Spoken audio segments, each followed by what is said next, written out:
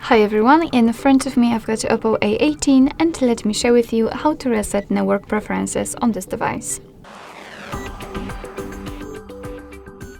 So let's start with opening the settings, and here we have to scroll down to the very bottom to find additional settings. Now let's scroll down again to enter backup and reset option and then tap on reset phone. As you can see at the top we've got the option we're looking for, so let's simply tap on it and we will have to confirm it with, for example, our fingerprint, password, pattern, whatever. So let me confirm it and tap on reset network settings. And as you can see, the network settings have been reset successfully. Alright, so that will be all. Thank you so much for watching. I hope that this video was helpful, and if it was, please hit the subscribe button and leave the thumbs up.